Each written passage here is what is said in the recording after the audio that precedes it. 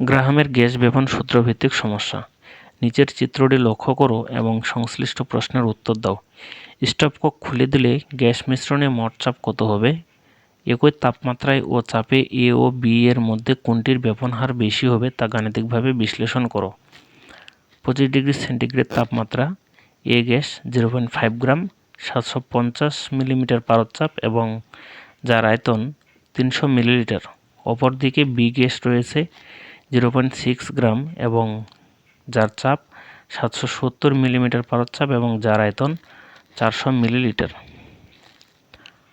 তো স্টপককটা খুলে দিলে এ এবং বি গ্যাস পরস্পরের সঙ্গে মিশ্রিত হয়ে মোট যে চাপ প্রয়োগ করবে সেই চাপের মানটা আমাদেরকে বের করতে হবে। তো আমরা জানি গ্যাস মিশ্রণে মোট চাপ নির্ণয়ের সূত্র P equal P1 V1 plus P2 V2 ভাগ V, যেখানে P1 এবং V1 হলো প্রথম গ্যাসের চাপ এবং আয়তনের গুণফল এবং P2 ও V2 হলো দ্বিতীয় গ্যাসের চাপ এবং আয়তনের গুণফল এবং V হলো এ এবং বি পাত্রের মোট আয়তন।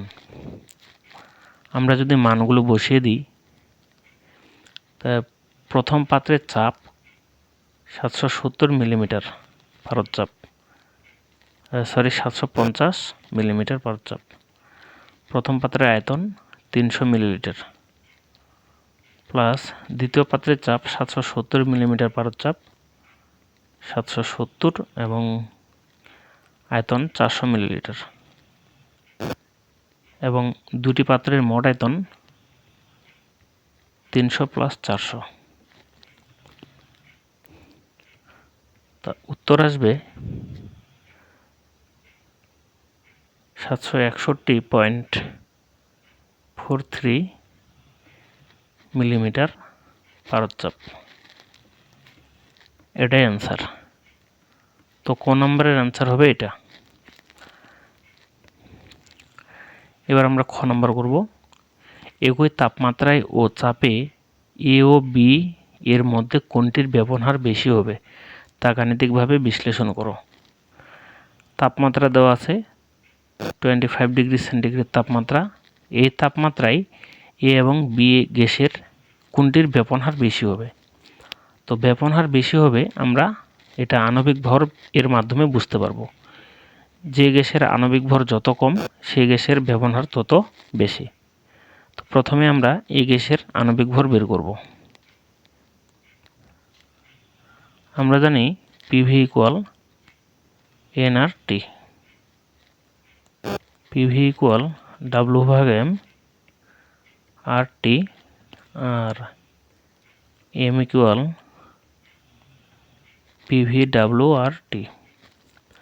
আমরা লিটার অ্যাটমসফিয়ার এককে অঙ্কটা করব। W এর মান দেওয়া আছে 0.5 গ্রাম আর লিটার অ্যাটমসফিয়ার এককে R এর মান 0.0821। তাপমাত্রা দেওয়া আছে 25 ডিগ্রি সেন্টিগ্রেড, তাহলে T equal 25 degree centigrade. Kelvin এককে হবে 25 প্লাস 273 কেলভিন, 298 কেলভিন। তাহলে তাপমাত্রা হবে 298।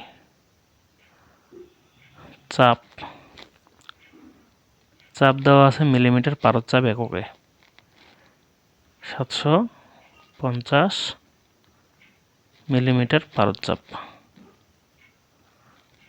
তো আমরা এই মানটাকে অ্যাটমসফিয়ার এককে প্রকাশ করব। এই জন্য 750কে আমরা কি করব, 760 দিয়ে ভাগ করলে এই মিলিমিটার পারদচাপটা অ্যাটমসফিয়ারে প্রকাশ পাবে। 0.986 অ্যাটমসফিয়ার হয়।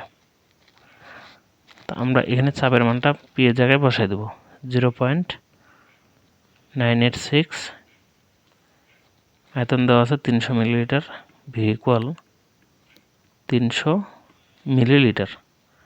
আমরা যদি এটাকে লিটার এককে প্রকাশ করি তাহলে 1000 দিয়ে ভাগ করব।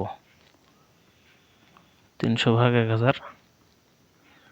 তাহলে এটা হয়ে গেল লিটার, 0.3 লিটার। তাহলে আণবিক ভর আসবে 41.27 গ্রাম পার মোল।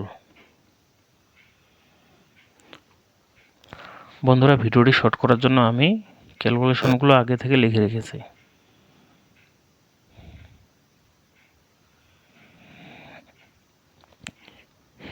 এবার আমরা বি গ্যাসের আণবিক ভর বের করব। তাহলে আমরা ডাইরেক্ট লিখতে পারি M ইকুয়াল WRT ভাগ PV। মানগুলো যদি বসিয়ে দিই, W এর মান আছে 0.6 গ্রাম,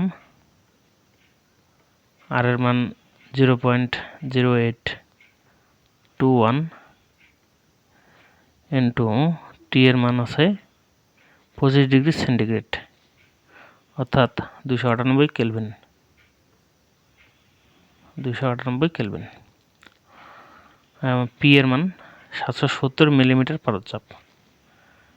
তা পি এর মান দেওয়া আছে 770 মিলিমিটার পারদচাপ। আমরা 770কে যদি কি করি 760 দিয়ে ভাগ করি, তাহলে এই মিলিমিটার পারদচাপটা অ্যাটমসফিয়ার এককে প্রকাশ হবে।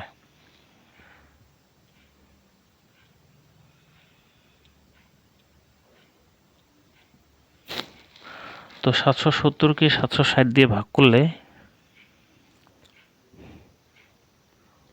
1.013 এই মানটা পাওয়া যায়। 1.013 আর আয়তন এখানে 400, আয়তন দেওয়া আছে 400 মিলিলিটার। তো 1000 দিয়ে ভাগ করলে আসবে 0.4 লিটার। 0.4। তো এটা ক্যালকুলেশন করলে আসবে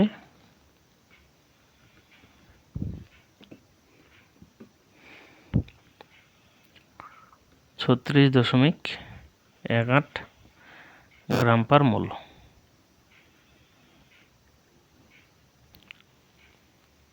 অতএব RA ভাগ RB মানে A গ্যাসের ব্যাপন হার ভাগ B গ্যাসের ব্যাপন হার,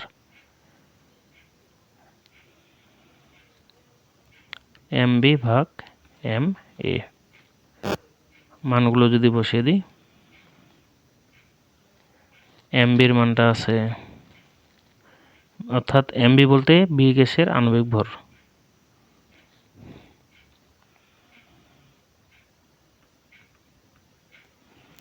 A গ্যাসের আণবিক ভর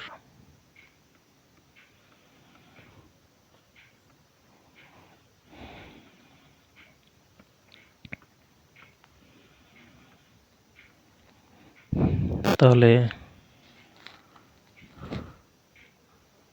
0.936। তো বন্ধুরা, কোনো সংখ্যার নিচে থাকে 1। দেখা যাচ্ছে আর এর মানটা হলো 0.936, অপরদিকে আরবির মান হলো 1। তাহলে এই মানটি থেকে অবশ্যই 1 বড়। এজন্য আমরা বলতে পারি বি গ্যাসের ব্যবহারটা বেশি। ঠিক আছে।